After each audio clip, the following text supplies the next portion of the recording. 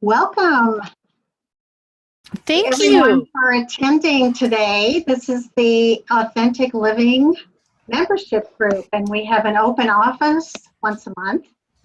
So I'm excited that we have some members in attendance. That's terrific. I'm going to be providing a short presentation, and then we will open it up for either questions and answers. How's that? Or could be questions about anything really that has to do with the subject matter of authentic living. So jot some questions down if you have some things come up while we're talking. Otherwise, I will tune into you later and we can chat. All right, so to begin with, what is procrastination? Very, very simply defined, procrastination is delay. But not all delay is procrastination. For example, if your surgeon decides to delay surgery because their patient just ate at a buffet, well, then that's not a bad idea. That's a good idea. Another example of that would be you delay a sport fishing trip because a Category 5 hurricane is blowing in. Not a bad idea to delay that. So procrastination is really irrational delay. It's deferring through indecision. When early action would have been preferable, you decide not to take the action. It's putting something off on purpose. And you're putting it off because you think that you'll get it done later. There's actually something called beneficial procrastination, and that's when you put something off and then you learn later on that, phew, that whole thing was canceled. So thank goodness I didn't do that because now it's been canceled. Why do we procrastinate? In a way, it's time inconsistency. We value immediate rewards more highly than we do future rewards. Let's do a procrastination quiz. If you have a piece of paper and pencil, go ahead and write down numbers 1 through 9. And you just need to answer yes or no as I read these questions. Number 1, when faced with a task, do you think of all the ways it could go wrong? Yes or no? Number 2, do you picture how important people in your life might react if you failed? Yes or no? Number 3, do you believe it's better not to try at all than to try your best and fail? Yes or no? Are you overwhelmed by the possibility of new responsibilities if you are successful? I'll repeat that one. Are you overwhelmed by the possibility of new responsibilities if you are successful? Yes or no? Number 5, do you subscribe to the idea that, quote, if I do well, then others will expect more of me, end quote? Kind of like the last one, slightly different. Yes or no? Number 6, do you feel your success will lead to other people finding out the quote unquote real you? Do you subscribe to the idea if I do well, then others will expect more of me was number 5. This is, do you feel your success will lead to other people finding out the real you? So number 6, yes or no? Number 7, do you believe that if you're going to do something,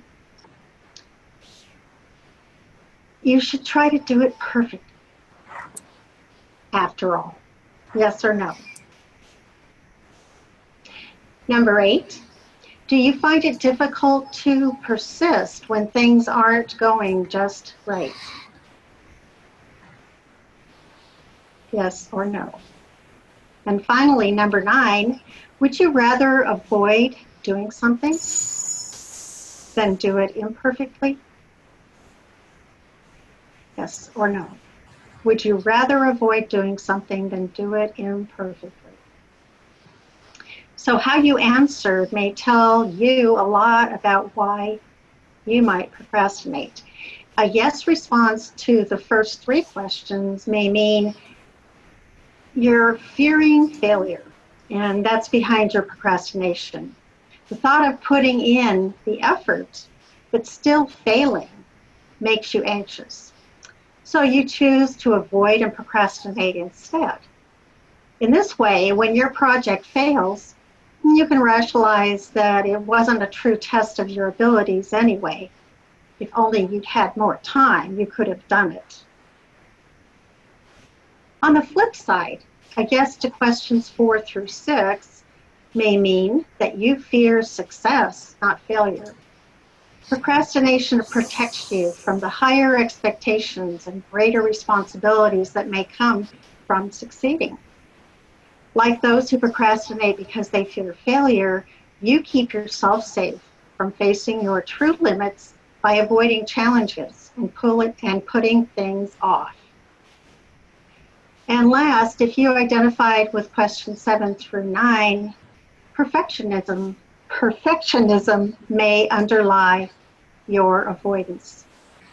Because you believe that things should be done perfectly, the result is that nothing gets done at all. When faced with a task, you become overwhelmed and frustrated, literally paralyzed by your own impossible standards. So let's figure out where to go from here. 75% of people procrastinate at one time or another. Some do it all the time, but all of us do it some of the time. So first of all, recognize when you are procrastinating. There are some indicators that you can pay attention to. One of them is you're filling your day with low priority tasks from your to-do list. So that puts off the other stuff. You're reading emails several times over without starting work on them or deciding what you're going to do with them. Another indication, you're leaving an item on your to-do list for a long time, even though you know it's important. You are regularly saying yes to unimportant tasks that others ask you to do and filling your time with these instead of getting on with the important tasks that are already on your list. You're waiting for the right mood or the right time to tackle the important task at hand. So if you discover that you are procrastinating, the next step is to figure out why. Maybe you consider your task unpleasant. So maybe you just want to give it a try and see if it's really as unpleasant as you've imagined. Because a lot of times we think, for example, I'm going to file all the loose papers in my office so I can actually find things. That sounds like a very unpleasant task. But once you get started, it may not be so bad, and the rewards might outweigh the pain. Now, maybe you're disorganized. So you may need to go through a process of learning how to be better organized. And that's a separate subject, which we can talk about another time. The third way you might reason you might procrastinate is because you feel overwhelmed. You have this big, huge project, and it's just so big that you feel overwhelmed by it. And so you don't even want to start. What you do then is you break it down into smaller pieces and maybe put it in order of what needs to happen first, second, third, fourth, and then just take one task at a time, one smaller task at a time. So here are some anti-procrastination strategies that you can use. Realize, first of all, that for some of us, it's a habit. And that means it's a deeply ingrained pattern of behavior. So you're not going to get rid of this overnight. This is something you have been doing over time, and it's going to take a while to change it. So one way to do that is to make up your own rewards. If I do this and this and this, I can take some time off to go for a walk or take a nap or whatever appeals to you. Another way is to ask someone to check up on you. They know what your to-do list looks like, and they're going to keep you accountable, basically. Identify the not pleasant consequences if you do not do the tasks. So think about what could happen if you don't complete the task in a timely manner. And here's a quote: aim to, quote unquote, eat an elephant beetle first thing every day. An elephant beetle is like, first of all, pretty yucky sounding and pretty awful to deal with. But it is the thing on your to-do list that's probably the most important and probably the thing you want to do least of all. It's kind of like when I was a kid growing up. We had to eat at least half of the vegetables on our plate. I was not a vegetable fan. So, I would immediately separate the vegetables in two piles. And I would eat the half of it first before I went on to the food that I actually liked. Get that out of the way, then I can enjoy my meal. Kind of like that. Now, if you do need to get organized, there are a few tips. There's the ever-present to-do list that you can make up and attempt to put it in order of priorities. What is important, what may be even urgent. Also, there is something that President Eisenhower came up with, which he called his urgent/important principle. And we're not going to go into it today because it would take too much time. But what I'm going to do is to send you information about that in the next newsletter that I send out to the membership group. It's kind of interesting because you kind of have to look at, is it urgent and important? Or is it important but not urgent? There's a way of looking at it actually from 4 different points of view. So I'll be helping you understand that on the next newsletter. Create a schedule and become a master at project planning. So create a schedule for yourself, especially if you are breaking something down into smaller tasks. And set time-bound goals. So you have a time assigned to each of those tasks. And you can cross them off. It's a great feeling to be able to cross those off your list and get on to the next one.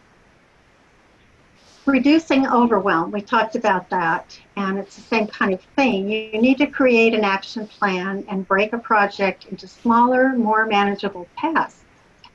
And sometimes it's easier to start with the small tasks first and get a sense of making progress and completion, and that might propel you into doing the less, the ones that aren't so small or the less pleasant ones. And stop overestimating the unpleasantness of the task. Maybe it won't be as unpleasant as you are anticipating. Give it a try. And recognize the unpleasant consequences of not doing the task and hold that at the front of your mind. Or you could write or post it somewhere, maybe on your refrigerator to remind you, well, if I don't get this done, this is going to happen. And reward yourself whenever you do follow through and complete the task. Confront your indecision. Notice that you're having a hard time deciding. Maybe you need to talk to somebody to figure out what you should do next. Now, we're going to take a little break from me, and before we get into our conversation with each other, and we're going to look at a TED Talk. So I will be sharing my screen with you. You will be hearing from Tim Urban, and he talks about inside the mind of a master procrastinator. Let me share my screen.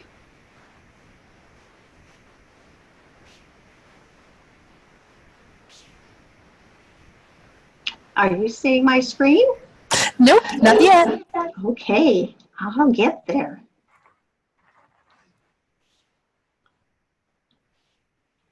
I think this is it. I think you're Something's sharing happening. it now. Yep. Right? Zoom Okay. recognized. Okay, yep. There we go. Yeah. There it is. All right. This is inside the mind of a master procrastinator. Enjoy this. He's pretty funny.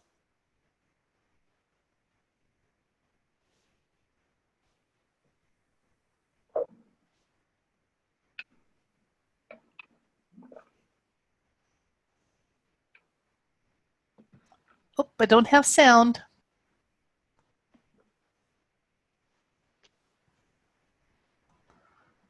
And you got it now? I'm seeing work per day, so I'm seeing a different screen.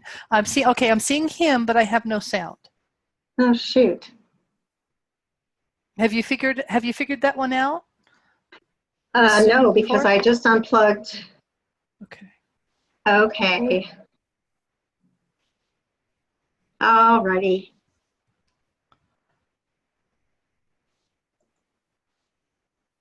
Okay, I'm not going to share my screen. We're going to have to do this another time. There's something I have to do. I have to go into some kind of properties on my computer and tell it to use the sound from the computer. Yeah. Instead of from the regular speaker system. Yep. Darn. Oh well. You can work on that one. You'll figure that one out. Yeah. So now let's open it up for questions and answers, discussion, whatever you would like. We don't need to use a chat box because as soon as you speak, I can hear you and I can respond. So go ahead if you have any comments, questions, or points of view.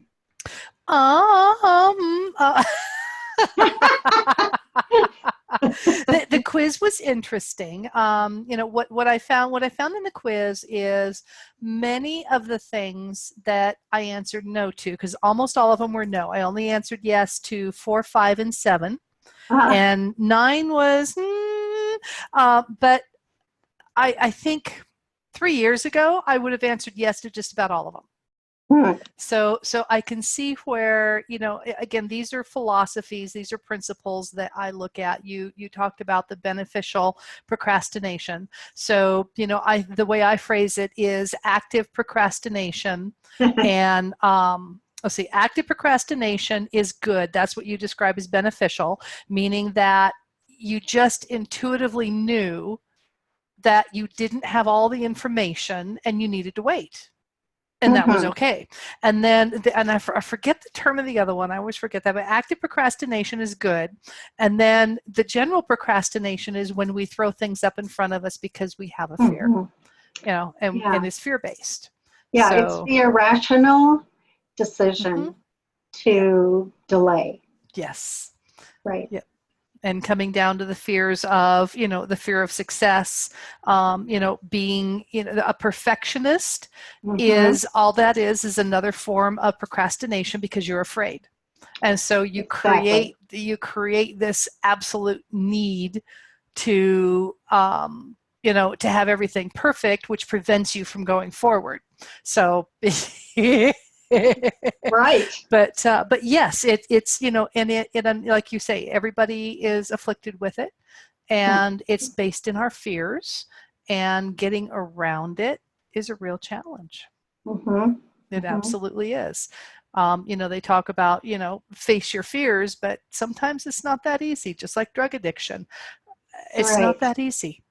Yeah, one of the things, and in the TED Talk that he talks about is, some people get off on the high or the adrenaline rush of waiting until the last minute. But as he also says, he talks about having to spend 2 all-nighters to get a master's thesis done on time, rushes it across campus, and it turns out he gets very bad reviews. Yes. So those are the consequences sometimes when we put things off.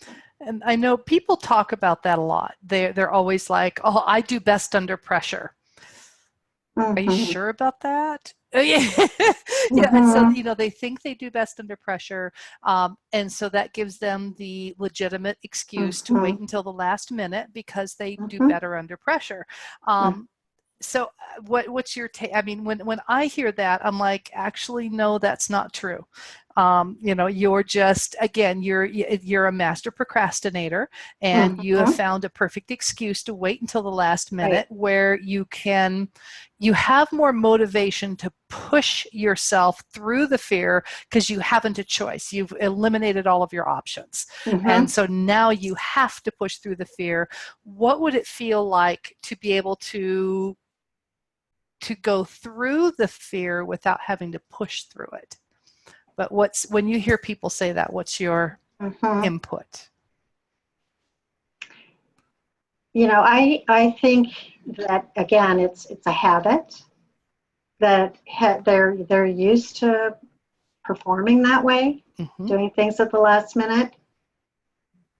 And I find that it's nerve-wracking. I think it creates a lot of stress in a person's life when they do that. I also think that anytime they're working as a team, which a lot of these are projects where everyone has a part to play, is you create a lot of stress. The person who procrastinates creates a lot of stress for the entire group because they know this person says that they'll pull through and they'll get it done, but will they? And will the rest of the team be able to get together with this person and make sure everything fits together appropriately for what they want to do? Yep. So that's my thinking on it. Cool. Yeah. So any questions or other comments that you have? Nope. Well, thank you so much for joining us today. Absolutely. I am recording this, so I'm going to put it on the membership site, and you can listen to it again if you so desire, but it will also be there for those who couldn't make it to be with us tonight. So I will be sending out a reminder, but we will have another one probably the 4th week in August, but I'll send out a reminder with an actual date and a topic that we'll be discussing. Awesome. I look forward to it. All right. Thanks again. Absolutely. It's been great talking to you. Bye. Bye.